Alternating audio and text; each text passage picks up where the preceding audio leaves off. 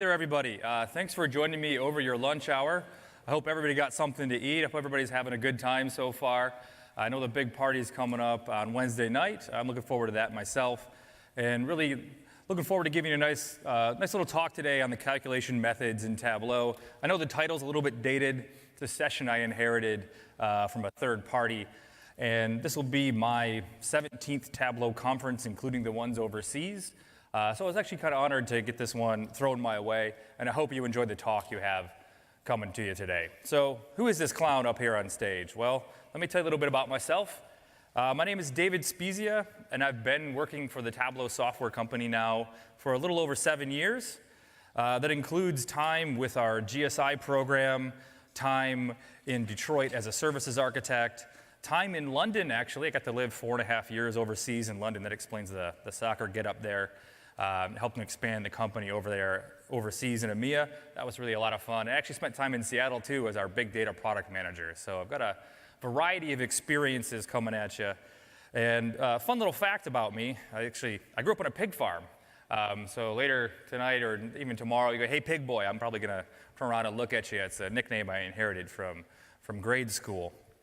All right, so enough about me. What about this course, right? You're all here to see some calculation methods in Tableau and how that works. So what we're going to do is I want you to get an understanding of the calculation types in Tableau. This is actually the most basic calculations course that we have at this Tableau conference. So you're not going to find world-beating analytical equations, but you're going to find some stuff that's useful, and we're trying to make calculations approachable to you as you move on from being someone who's clicking around data and actually becoming into an analytical role or an analyst role. I want to break down how those calculation types work. I want to break down their components and explain to you why those components are important, right? I just want to show you the ingredients that go into the full meal. I want to give you an overview of complex calculation types. So there's some more simple calculation types. We'll go pretty deep on those. The more complex calculation types, we're going to skim the surface. We're going to go ahead and put some nerve padding on those to make them approachable, but I'll suggest other deeper hands-on sessions and other lectures at this Tableau conference if you want to know more about those. And I'm going to equip you a little bit with a decision tree of when to use what calculation type. I want you to understand how you combine these calculation types for real analytics, right? Knowing what each one of the individual pieces does, that's great, but you need to know how to combine them to get to real answers. I'm going to go ahead and demonstrate some useful examples and tricks from the field, right? I've been using Tableau software for 10 years. I've been working here for 7. So hopefully some of the stuff I've learned over that tenure is knowledge I can impart on you and really take away nuggets for you as you're getting down your calculation journey. All right, enough about what we're going to do. Let's just jump right into it. Let's talk about the calculation types. I know the agenda said that there would be 4, but essentially there's 5 when I really break it down. And these go from left to right on the complexity of use. And a little bit on the analytical richness, not necessarily, but you can assume as you get further right, those things are going to be analytically a little bit richer than the things on the left. We've got simple things like aggregations, right? Tableau is an aggregate SQL engine, so you need to tell it how to roll things up as you're clicking around the interface. We've got basic expressions. I'll get more into that as we bring that topic up. Table calculations is a very cool feature of Tableau that when you really start getting to know Tableau, 2-3 months in, you're going to need to know table calculations. Level of detail expressions have been around for a few years now. Another very exciting kind of analytical capability of Tableau. And then finally, user-defined functions, right? There's no native way to define user functions in Tableau, but you can call out to third-party applications if you want to do something more complex than what we have to offer through those first 4 calculation types. And I'll briefly skim the surface on that towards the end of the conversation. All right, so let's jump right into aggregations. In Tableau, why would you want aggregations? Why is that important for you? Well, there's a few reasons why.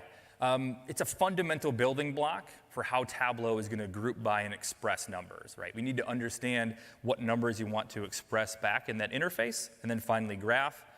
Also, Tableau at its core, for those of you that understand SQL, is an aggregate SQL engine. It's always writing group bys and having statements with a whole bunch of how do you want to sum this, average this, and other calculations in the select clause.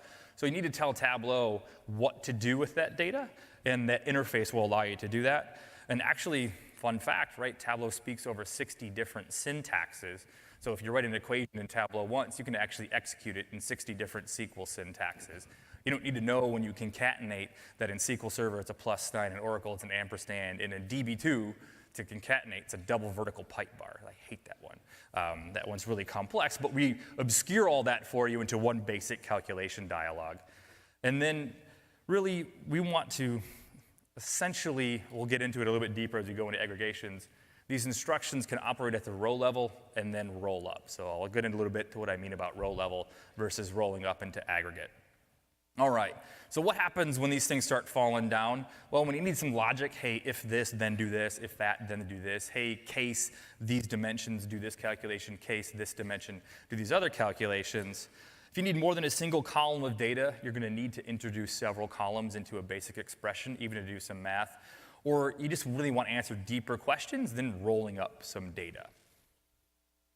And then I'm going to go through some tricks. I want you to understand a little bit how Tableau does partitioning so you can understand the compute level of detail, and then go through the kind of division trap, and then talk about data types a little bit, how they limit aggregations. And then I'm going to give you a mode function, which is kind of neat.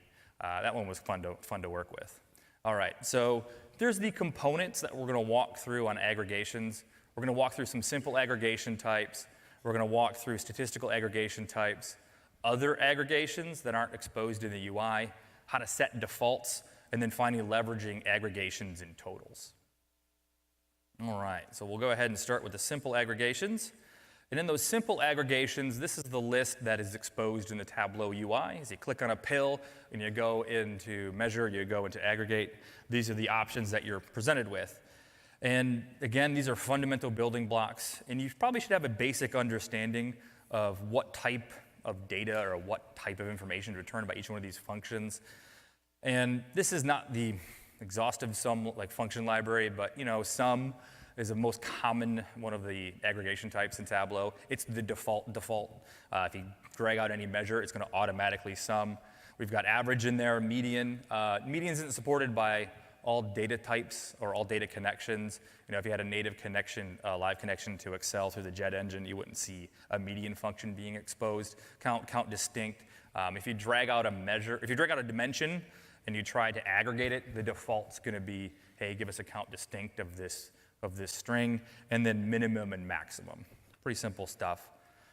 Statistical aggregations, these are aggregations that go a little bit deeper. You should probably have a little bit deeper understanding of the algebra behind these when you use them, so there's a slightly deeper than the simple analytical functions. Understand what is kind of returned by each one of these based in algebra. There's great YouTube sessions and series about what aggregation types are if you really want to go into it. And then just kind of understand a little bit when these would be useful. When do these start to answer some questions, right? When should I use a percentile? And you can even define in Tableau what percentile you want to go for. Or there's some quick percentile functions like PCT5, PCT20, PCT50 that'll automatically return that percentile without the additional input in the equation. Standard deviation population, variance, and variance population. And there's actually some other aggregations that aren't exposed in the pill UI as you're dragging and dropping. There's some other aggregations buried into the calculation dialog. We'll decompose the calculation dialog in the next section, but I'll show you these as well as we get in there. So if you can't find the aggregation you're looking for, maybe it's in the calculation dialog. Again, you should probably have a good understanding of what's being returned by each one of these. If you still can't find the aggregation you're looking for, there are some sift tricks, which we'll get to towards the end of this.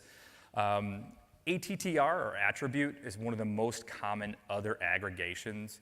It's going to get you out of some jams. You should have a good idea when to use this as you're becoming a Tableau analyst, but ATTR is something that gets you out of some jams. And before level of detail expressions, it got me out of quite a few jams. Now that we got LOD expressions, it's not as commonplace. It's very useful when you're looking at date parts and other dimensions. There's a special aggregation called collect, where you can look at points inside of a geography on geocoding. Then there's covariance and covariance population. These are buried in here because they require 2 expression inputs, so they can't be done simply in the UI. The defaults, right? So sum for measures, count distinct for dimensions.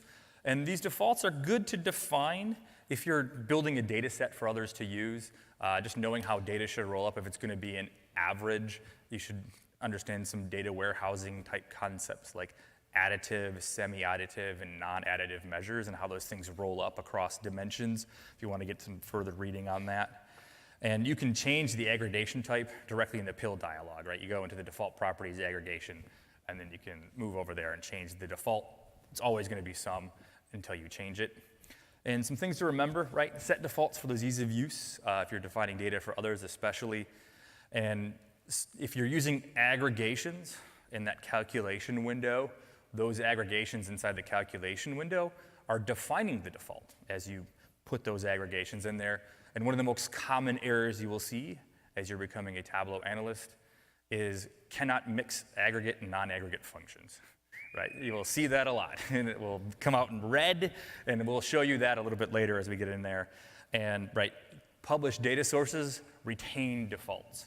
So as you put those defaults there, and you're doing something at a deeper level, you're publishing your data up to the Tableau server, your defaults are retained there. So when users start dragging and dropping, they don't have to think as much about what's an additive measure versus a semi-additive measure versus a non-additive measure.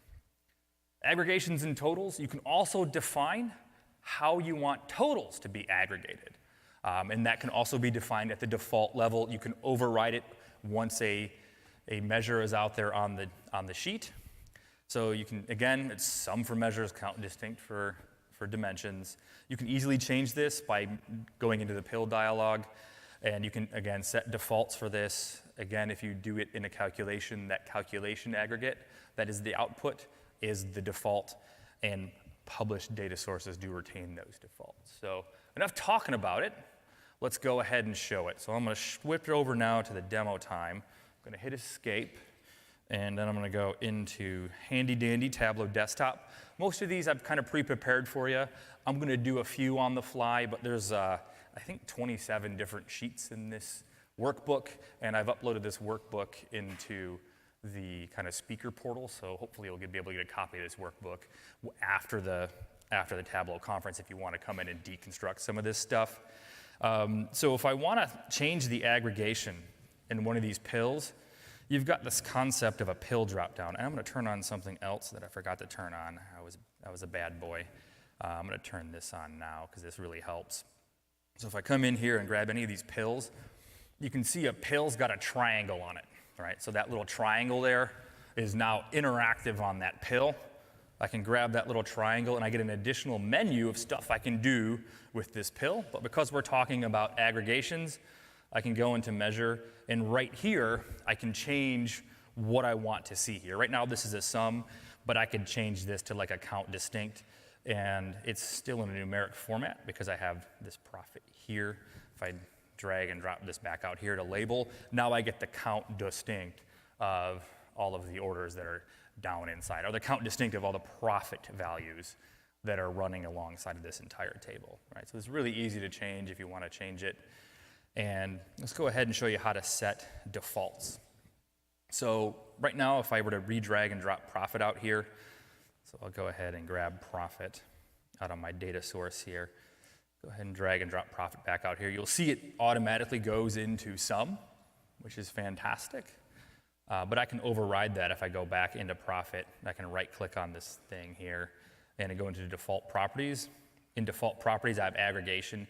And here is where I can override that. So if I change it here, every time I drag and drop this out onto a new sheet, it'll have that default aggregation. So I'll change this now to a count distinct. Change that to count distinct, remove some profit from here. Again, drag and drop out profit. You'll notice it goes to a count distinct now. That's pretty handy. If you want to do it faster, there's another way to do this even faster to change the aggregation. If you right-click drag in Windows, or open apple click drag in Mac, and you drop this thing out here, it'll bring you up with an aggregation menu. Hey, how do you want to aggregate this? You do the same thing with dates. It'll give you the date parts. It's a pretty handy dandy little tool as you're starting to get to know Tableau. Right-click, drag stuff out there, and then you can change that aggregation as well. So pretty fun to know that little handy dandy trick. There's the statistical aggregations as well. These are just all the different statistical aggregations. I just want to point out a couple of different things here. If I zoom in up top, you'll see these three things here. You see PCT5, so that's me choosing percentile 5% out of the dialog. Kind of makes that quick calculation. If I type in PCT5, it actually doesn't recognize it as a calculation because you can start typing calculations anywhere into Tableau now. I thought that was kind of interesting. And notice that I've got this function 0, 1 percentile, and it's got AGG in front of it. Why does it say AGG there? Well, I've defined an aggregation inside the calculation. So I'll go ahead and show you that calculation real quick. And this handy dandy little thing is something we're going to use for the rest of the program. I'm going to put in 0, 1 for my placeholder, and now all my 0, 1 demo functions are coming out in the search pane here. This is something I use all the time to find fields because I don't have enough real estate to field names, especially if I'm connecting to 50 to 150 different fields. In here, I'm going to look at this percentile function. I'm going to right-click and hit Edit this percentile function. And here you'll see, because percentile is itself an aggregation, once I drag and drop and use this out here, it has an AGG. It's the default aggregation from what's going on inside here. And if I try to add a non-aggregate in here, like customer name, it's going to yell at me and say, hey, you can't add float and string values. But if I tried to do something different, it would say you can't mix aggregate and non-aggregate functions. That's always kind of see Tableau. It's nice to see Tableau yelling at you when you do something wrong. So it'll give you a lot of guidance compared to some other tools, and it gives you a lot of guidance compared to what Tableau used to do back in the Tableau 5.0 days when I started using it.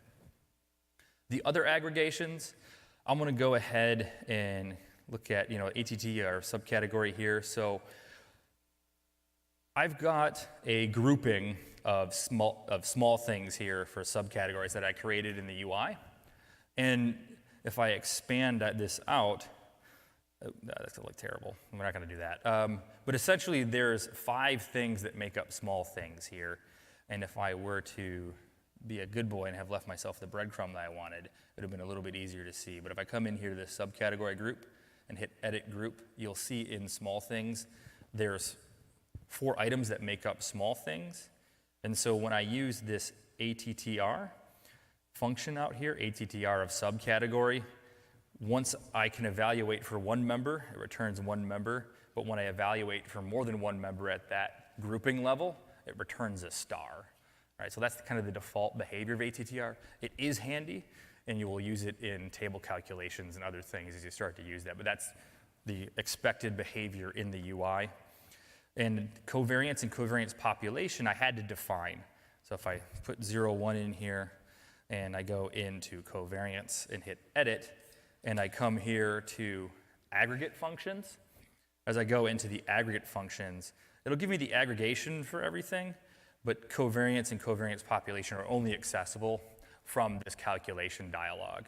And we'll go ahead and start breaking down this calculation dialog when we get to the next set. All right, so totals as well, something we want to get into. The totaling here, I've got 2 separate totals that have been in here. If I look at sum profit, I go into profit here and kind of find that field.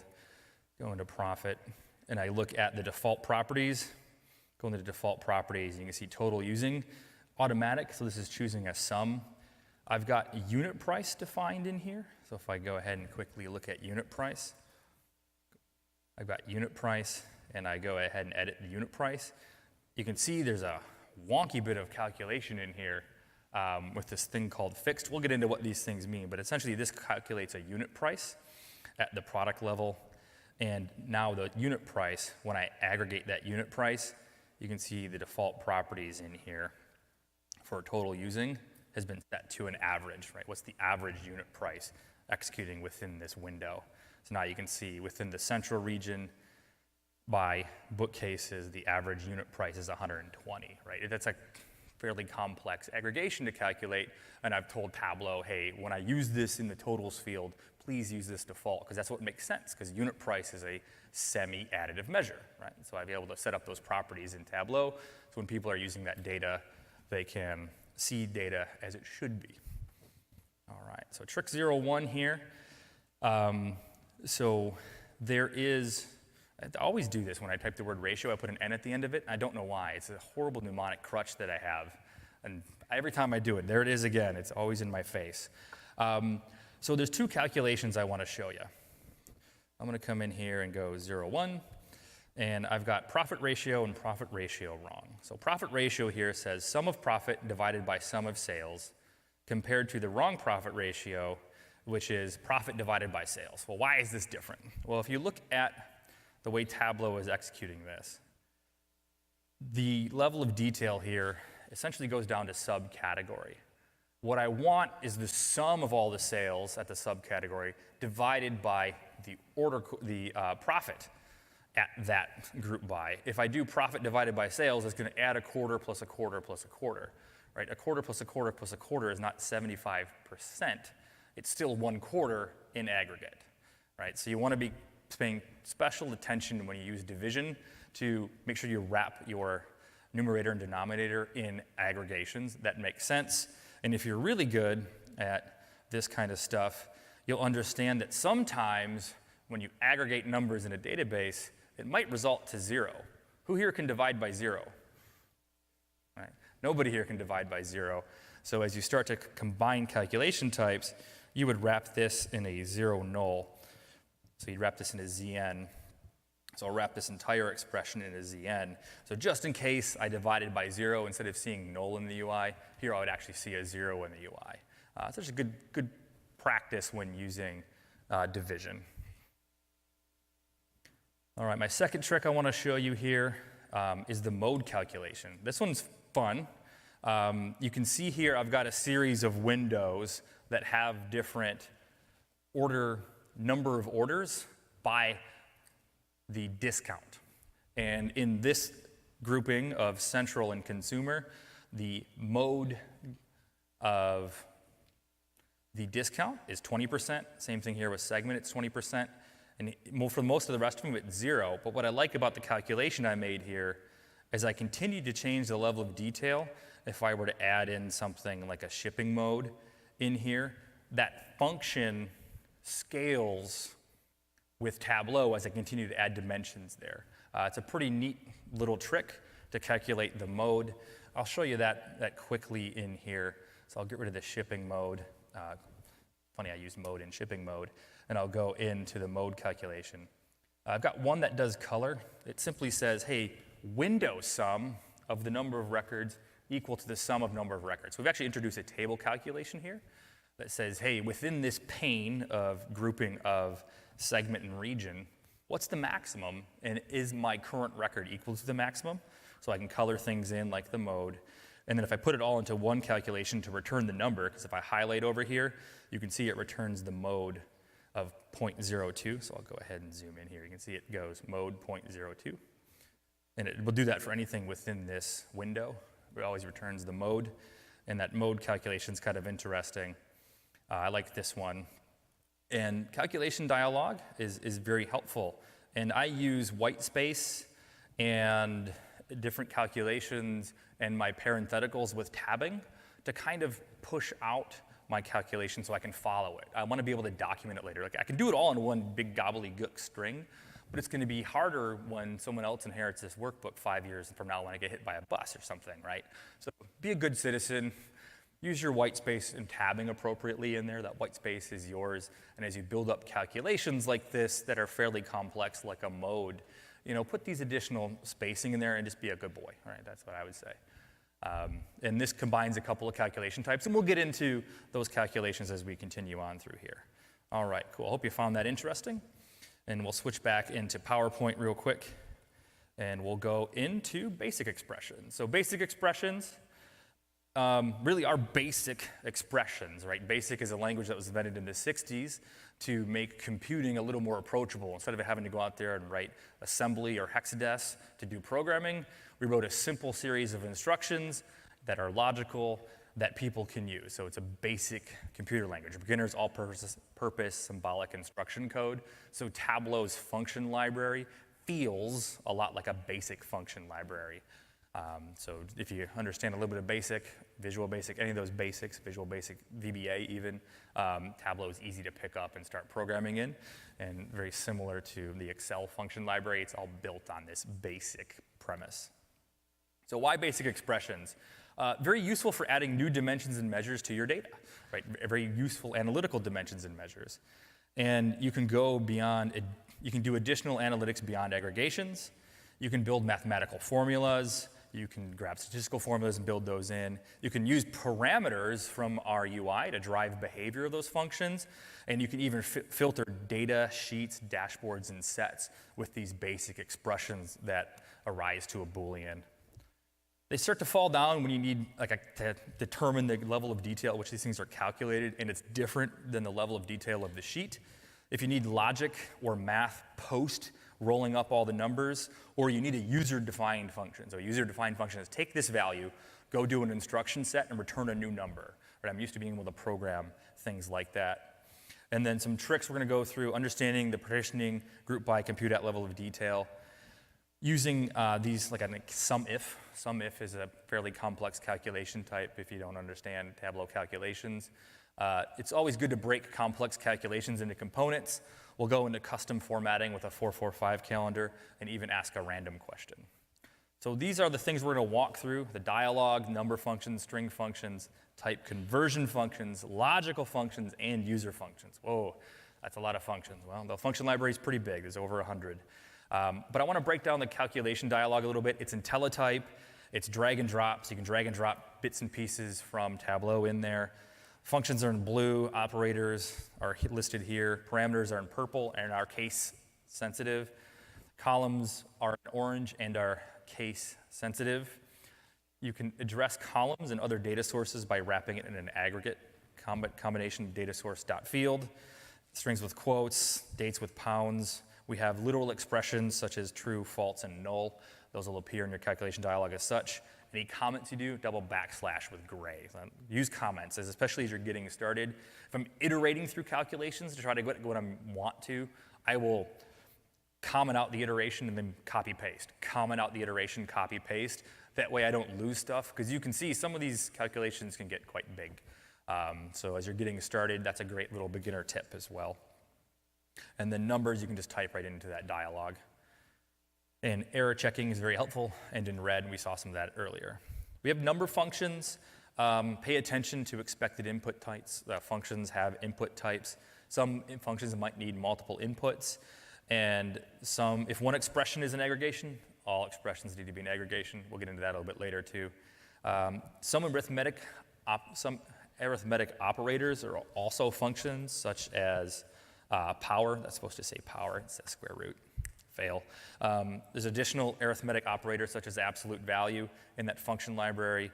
Rounding, trig functions, all your trig functions in there, sine, cosine. You can use it on the globe sometimes. And then zero null is one of my favorites. ZN I use quite often.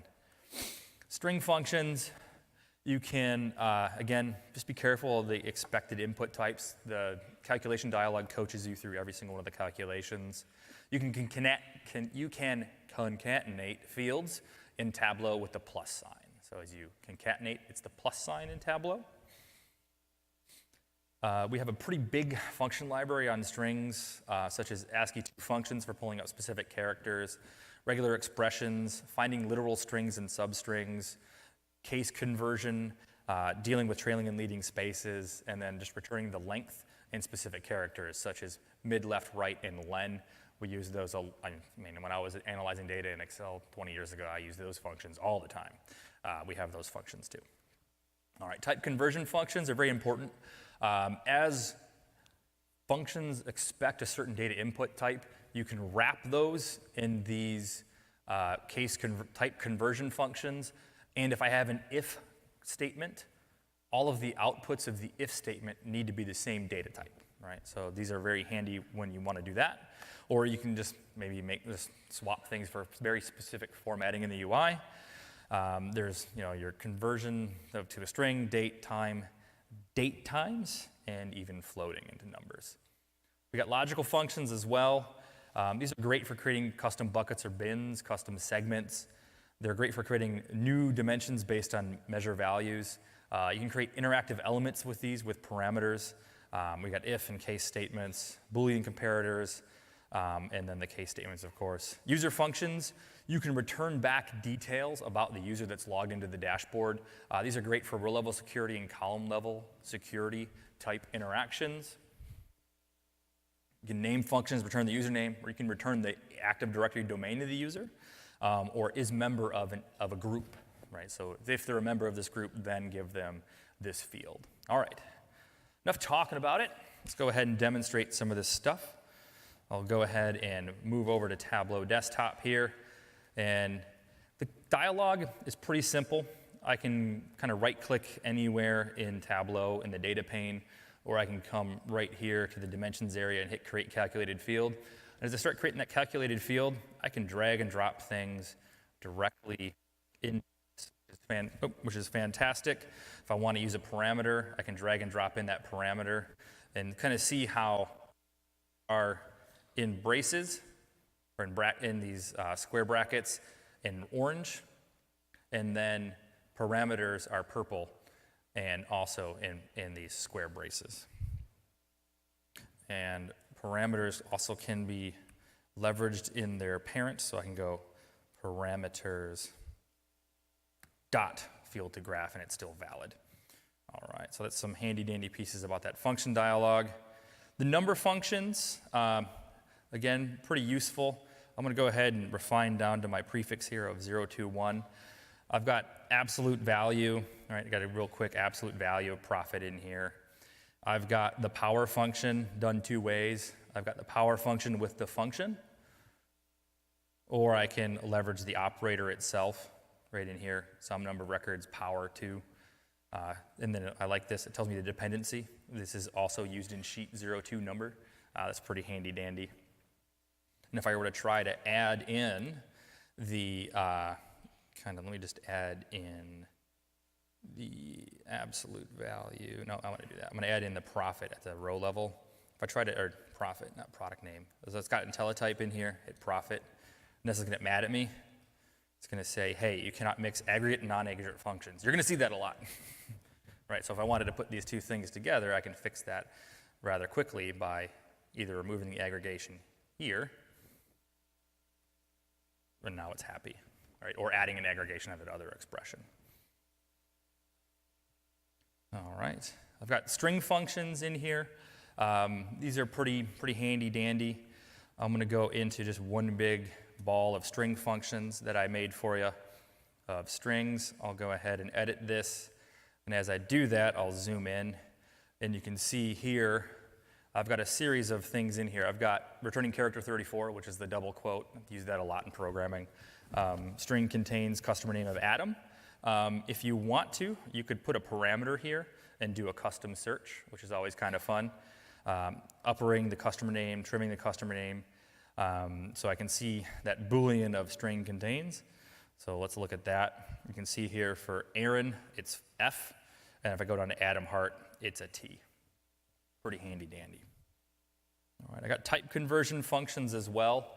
Type conversion functions are very, very useful. And here I've got a series of orders, just the first few orders out of the Superstore data set. And I've got a float in here. So I'm going to go into 0, 2, 3.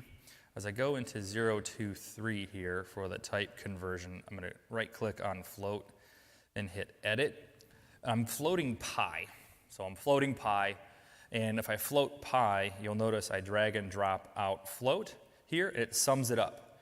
So you can see some of these are resolving to pi, 3.14, then 6.28. So why would this one be resolving to 6.28? Well, there's actually two records within that partition. So there's two line items in that order. So we're getting two pi's added together. And so if you go down to the last one here of 21.99, this one here just has several different products in there. So if I were to add in product name, if I drag and drop product name out here and change the level of detail, of this viz, now you will see in this order, there are 9 different products, and now everything resolves to pi. So now I've changed the level of detail at which these aggregations are being computed, right? So that's very important to understand. And Tableau was always telling me what the lowest level of detail is here, right? Because it's the far right column is typically what I use. I go big, little, littler, right? That's always a good habit to get into, unless you specifically want to have intersection points called out. All right, good to know. The logic functions are pretty handy dandy. I've got in here the sum profit and then a case statement. So I got a case statement I want to show you. And I'll go into that case statement. So I'm in the 024 prefix now. I've got an if statement here. That if statement starts to bin out my profit. So less than 0, bad, 1 or 0, binary, less than or equal to 100, it's an okay profit, better profit, then finally awesome profit. And notice I was very specific about comparing for small, bigger, bigger, bigger, bigger with these else ifs, right? Because if I put the things in the wrong order, I would resolve to the wrong string. It's important to have these type of rolling functions that continue to get better and better and better in the proper order as you're building these things. All right. And then I have a case statement here. So right now I'm returning the order quantity. If I were to go to sales, notice I now return sales here in this measure. So if I go into the case statement, I'm evaluating the case of field to graph. Field to graph is a parameter that has 1 of 4 allowable values. I can interact with that with this drop-down box here. And I say, hey, when order quantity or when number of items, resolve to quantity, then resolve to sales, resolve to profit. If I needed these things to resolve to different levels of aggregation, I would just wrap the aggregations here in this function and not worry about it summing up here, but it's summing this function up here because I didn't define it within this calculation dialog. Excellent. User functions, pretty interesting. I've got a series of user functions in here, returning the username, returning the domain, returning the isMember of the VP group. So if you look at the isMember of in here, and these are the 025 functions, I'm going to show you isMember of VP, right? Is this person a vice president group? And I can also leverage that Boolean for isMember to do column level calculations. So right now I have a 025 isMember of column show. I'm going to go ahead and right click on this and hit edit. You'll see if member of VP, then return the profit, else no soup for you. Notice I put the profit in string, right? Because I have to have the same return type in an if statement, as I said earlier. If I didn't have this wrapped in a string, Tableau would yell at me and say you can't have multiple return types for an if statement, right there. And it's telling me it expects 2 strings, which is cool. It found float string needs to be the same. So that's always fun to know. I'm gonna go ahead and now change my user. And if I change my user over to Mr. Pat, Pat is a member of the VP group, and notice he gets numbers now. So if I want to start obscuring some numbers from certain groups, this is one of the functionalities I could use to do that. All right, some tricks that I want to show you. There's a couple of different tricks I want to show you. I got some if in here. If I go into this calculation, I'm going to zoom in on this calculation.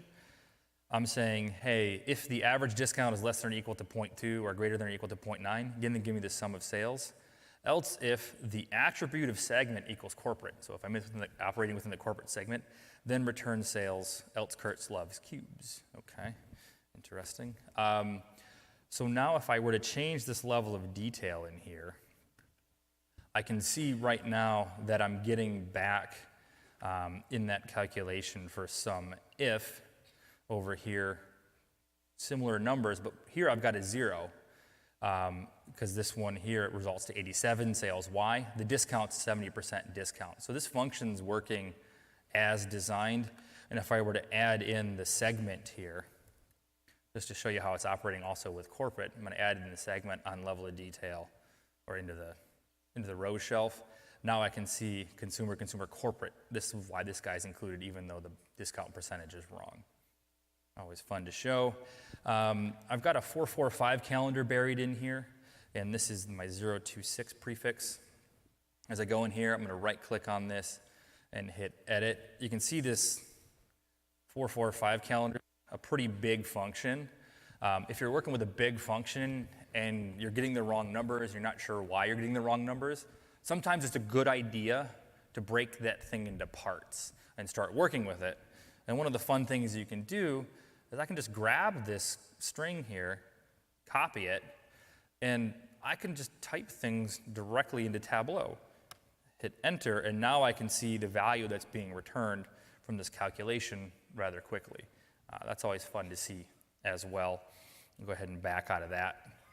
So if you're getting into complex calculations with many types of input, you're trying to replicate some algebra or statistics, break that thing down into its components. It doesn't have to be done in one eloquent expression.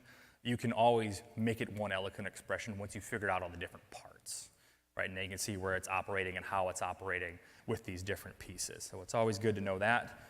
Also, it's not documented, but Tableau does have a random function for certain data types, especially when you're using the data engine or the hyper engine in this case. So I have access to this random function if I want to use a random number for something. Always handy to know.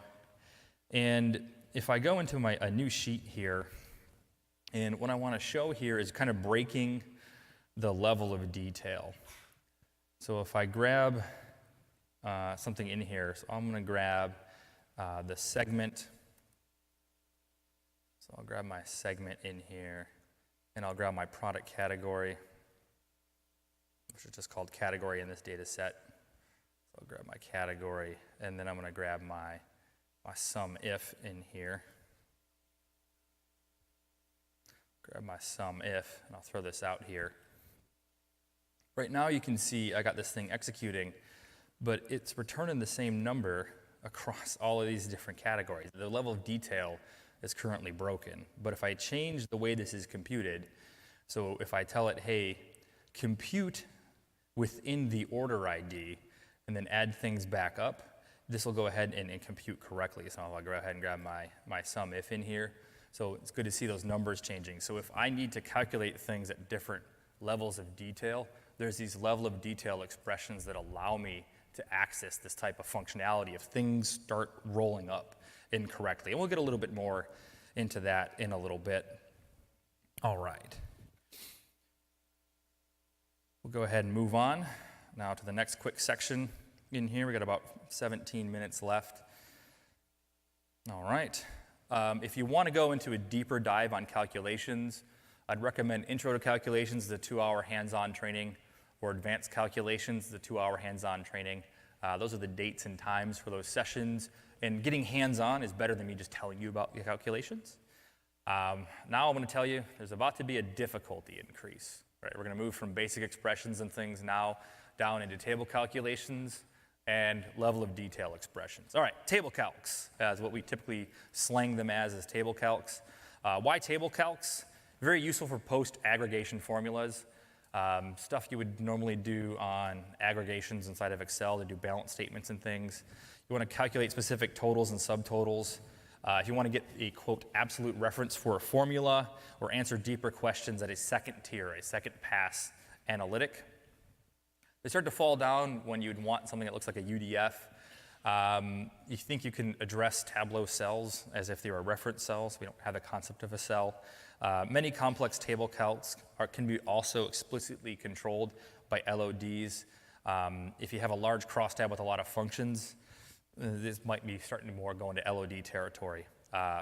There's this really cool table calculations that are index and rank, or size and rank. They're kind of fun.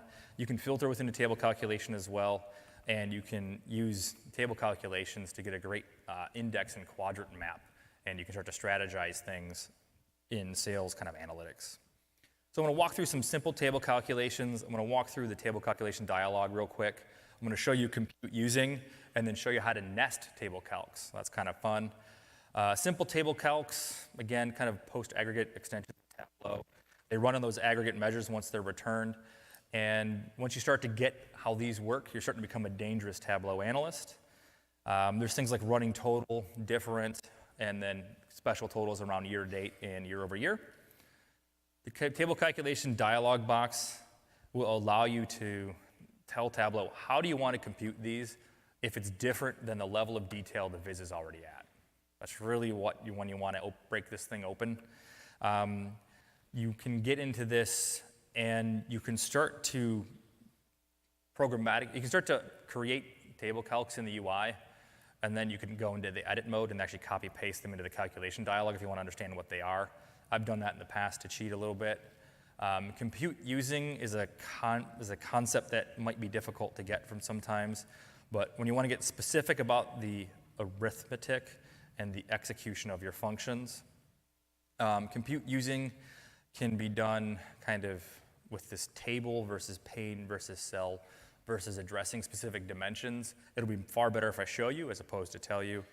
And you can even nest table calculations. So I want to get to a certain aggregation, and now I want to do a secondary operation on top of that number. So I want a running total, but then a difference of the two running totals, something like that. They're only available on moving and running calculations. The nesting isn't available on all table calculations. You have a limited choice of that secondary calculation, but they really kind of make some interesting analytics as you move on. So I'll go ahead and move into demo time. And I'm going to hit escape and then move back over to my Tableau workbook. As I move back here, here's all the simple table calculations like running total. And you can see I've just defined everything right here in the UI. I go into quick table calculation, running total. Go into the next one. If I double click on it, it's giving me the syntax, so I can copy paste this and play with it if I want to see what Tableau wrote for me. If not, I can just click on this and then look at quick table calculation. This one's the difference. Nothing too crazy to go in there. And if I hover over a point, it'll show me all the different table calculations, how they were computed for each one of those data points. Compute using, this one breaks it down kind of easy. So I've got in here a table calculation. I'm going to go into the edit dialog. As I go into the edit dialog, this is a rank table calculation done descending for unique values across specific dimensions ship mode. So this is looking at each one of the ship modes and then restarting every time it gets to a new subcategory. So it's going to show me what's the highest amount of sales within this area, or alphabetically what's in this area. And if I don't like it, I can change how this is computed. It's going to tell me, hey, how is this computed? And it's going to give me these little numbers to address how it's computed. So if I wanted to look at pane down, it's going to compute it within each pane. If I wanted to look at pane across then down, right, it's going to tell me how that is being computed by Tableau with these visual hints. If I don't show calculation assistance, it's going to be a little bit difficult for me to understand how this is going. So if I want this to be calculated here, going first class. So this is giving me the rank within all the first class groupings. So if I wanted to have this calculate different than the grouping that is here, which is subcategory plus ship mode, this is going to calculate it just across the different ship modes. So it's exciting to see that, and you can play with it to get a deeper understanding of how these work. If you want to get complex about compute using, you can as well. If I go into my mode calculator and I go into the edit table calculation, you can see here I've got pane across. So this is going to tell me it's going to compute in this pane, then in this pane, then in this pane. And that's how I knew to do pane across as opposed to table across, which will give me a different number. Now it's going to return one mode for this entire table across. So it's good to know that you can change those to get the values that you want back out. I'd recommend going to the hands-on LOD courses if you want to get a lot more specific about what those things do. But that's how you say, hey, Tableau, calculate it or execute it at this level of detail compared to what I've told you to do within the SQL group bys. All right, keep moving forward here. As we keep moving forward, there's a nested table calculation, which is kind of fun. If I copy my sum of profit here and I go into the table calculation dialog box, I go into edit table calculation, I can now say, hey, give me a secondary calculation. As I do that, I can choose specific dimensions to calculate by. and I can choose to do year, and I want to give me a percent difference from. And so now it's calculating the percent difference between each one of these two running marks. And you can see that it's calculating correctly. As the gap widens, the number gets bigger. As the gap narrows, this number gets smaller. When I do this type of thing, I usually grab this bottom chart here and give myself a nice looking area chart to see how that's changing over time. What's the change of change over time? This is a handy dandy little table calculation that can be used quite a lot to show that different in percentage of year over year growth and have it in a running manner. Keeping score a little bit there. Trick number 1 here is kind of interesting. I've done some crazy stuff with different table calcs. I've got a rank function, which is looking on the customer name sorted descending by profit. So I did a little sort here. I entered the sort dialog, sorted descending by field sum of sales. Got my rank running here, and then I reset my rank kind of every pane. So if I go into compute using, it's going pane down. So it keeps resetting. And then here, I've got a size being returned. So this is the size of the window. So there's 15 records in this window, or in this pane. And I can use these two things to come up with a percentile type thing. Right, so now I've got a percentile. So if I want to look at my top 30 percentile customers, I can highlight those things out right here. And now that I've got my percentile rank out here, I can drag and drop my percentile rank over here to my filters shelf and just grab the trues. So I'll grab this calculation here, drag and drop this on filter shelf. Now only show me my high percentage customers within that window, right? So now I can start to really focus in on what I'm doing and show very specific data back to my end users. If I were to go into this calculation of percentile rank, I'll grab my 03s and I go into my percentile rank. In here I can edit this. Pretty simple calculation for the colorization, and I'll grab my percentile rank calculation here. As I grab that, I'm just grabbing the rank and dividing it by the size. It's a real simple calculation, but I can order things, put things into certain specific percentiles, and then use that for additional statistical calculations later. And just looking at the data like this with that rank and size, it gives me a better idea for how table calculations are being computed. So if I wanted to keep changing like my rank, and I did my rank table down, you'll see it rolls all the way down to 27, especially if I come into my rank calculation and put this new number out here on the dialog. So I can see it counting down 1 to 27. So it's a handy way to continue to learn table calculations. Another quick trick here I wanted to show you. Apparently I didn't leave myself the breadcrumbs for what I wanted to show you. I forgot what it was. Oh well, we'll skip that one. All right, I thought that was in there. That was silly. All right, we'll go ahead and talk about where you can learn a little bit more about these. These are the deeper dive sessions here for table calculations. You got LOD or table calc, choose your poison. Those are pretty interesting. Table calcs for the advanced analyst, that's another hands-on training, 2 hours. And then calculation methods, we'll go through more of the calculation types that I showed you here. Again, those are those hands-on training. If you want to know more about those specific calculation types, where they're useful in different kind of analytical scenarios, there you go. We'll move into the final piece here, which is level of detail expressions. Now, why would you want LODs? They're very useful for calculating values at a very predetermined grouping of dimensions, getting absolute references in there for your formulas. Again, they kind of fall down when you want UDFs. You must use aggregates in these LOD expressions. And if you're confused a little bit about Tableau order of operations, LODs are something that could be a little bit painful. Tricks, how can you filter within an LOD? How can you do something like days since first purchase? That's kind of interesting. We'll talk a little bit about what is an LOD. I'll show you a fixed LOD calculation. So what is an LOD? The data source is the smallest level of granularity you can have for your level of detail in a Tableau viz, even with these LOD expressions. So in this data source, there's 7,000 records by order and line item. I can't get any deeper than that. This is the abstraction of what level of detail is. I'm actually going to skip over this a little bit. You get more in the LOD class. And then as you drag and drop data out into Tableau, these shelves here affect the level of detail of the viz. So So this is going to give me my group by clause, especially when I'm using dimensions, as I drag and drop items onto these shelves in Tableau. As I drag and drop things onto filter or tooltip, it's going to not change my level of detail. Fixed level of detail expressions are the most simple. It's something I usually start with before I go on to include and exclude syntax.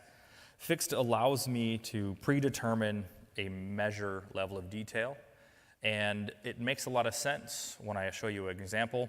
I can do something like count of orders by customer, and then I can use that in an aggregate format, which is really kind of fun. And I will move over to the demo. So switching over to the demo now. Here I've got orders by customer. If I go into 04 here in my hints, and I look at orders by customer, and I hit edit, you can see here it's a very simple expression. Curly brace fixed to the customer name, give me the count distinct of orders. And so I can use this fixed to the customer at any single point, which is really, really handy. So now as I build a viz here by region, segment, and category, it's going to give me the average number of orders by customer within this partition. And if I continue to add measures out here, like maybe ship mode as well, so I grab ship mode out here, you can see it continues to calculate that aggregation at that new level, which is really handy. So this formula is now scalable to my viz level of detail. And I can do something real crazy, like giving myself like days since first purchase. I've got something real simple in here called first purchase date. If I look at my first purchase date, I'm saying fix it to the customer, give me the min order date. So at the customer level, give me the minimum order date. That ends up returning this function here. So you can see Aaron first purchased in 2015, Adam first purchased in 2015, Adrian first purchased over here in 2017, and now I can create a new calculation. So I'll create a calculated field, and I'll call this days since first purchase. And I'll do a quick little kind of date add, and I'm going to do a date part here of day. I'm going to do a date diff, date diff. As I do that date diff in here, I can say, hey, give me the days, so the number of days. And the start date is that first purchase date, which I'm just going to copy paste in here for ease. And I can give it an end date of today. There we go. So now I've got days since first purchase. And I called that days since first purchase. So DSFP. I can drag and drag that out here on the columns. And now I can see the number of days since the first purchase that's going on in here. So the lower the number, this guy first purchased 11/13/2017. It's been 344 days since that individual first purchased something. And now I can use this to start cohorting a marketing strategy on how I want to message thing depending on how long it's been since you purchased something, or days till birthday, or days till expected delivery date if I was on a pregnancy data set or something. Very, very, very, very handy. All right, the last thing I want to show you in here, besides, hey, how do I know more about LODs? LODs are pretty popular this year. There's a couple of hands-on training. Get level of detail as your intro, loads of fun as a lecture, and then level of detail expressions versus the real world. Another hands-on training that's a little bit deeper, more of an advanced LOD course. Hey, Dave, none of these things work for me. What do I do? Well, there's a UDF. So if you want to grab some values, pass it into an engine to get a new value back, this is something you can grab. And you can grab values from your panes in Tableau and send those into a new engine to go off and do some work and return a value. These start to fall. You don't understand aggregate execution versus non-aggregate execution. When your underlying engine is slow or possibly remote, you cannot, if you can't code in PL SQL, Python, R, or MATLAB, this wouldn't be useful for you. But it's really kind of fun to leverage these. I'm going to show you net work days real quick, and then we'll probably go ahead and break out of here. I've got a table inside a SQL server of all the days I'm not going to work and why I'm not going to work. And I've also got well, not me, this is somebody, I got a long table of dates. And I really just want to throw a between function for 2 dates. Give me the number of things in this table that are between something. I built a scalar value function here in SQL Server that does that for me. It gives me between date start and date end. I can actually access this scalar value function inside of Tableau. If I switch back over to my viz here, and I look at my UDF, I can access those real quickly. So if I look at my scalar value function weekend, you can see here I'm passing in date start, date end, right? Date start, date end, give me the number of weekend days between the two pieces. So I can access other engines in this aggregate format, which is really kind of handy. All right, I got through most of the stuff I wanted to show you. UDF, deeper dives, R Python and MATLAB, or just simply Python. Those are your options. I'm going to skip over some of this stuff here. So in conclusion, knowledge of these calculation types will be crucial for you getting to becoming an effective analyst. Some calculations have a user experience, as I showed. Understanding these syntax allows you to speak to 60 different systems, and you can break down the problem and build it up. It's very important. Try again. You will learn this, and watch a free additional e-learning on Tableau's website if you want to follow along. There's deeper TC sessions we showed you. Have fun calculating. Please take the survey, and with that, any questions, you can come up to the front, go ahead and break. Thank you.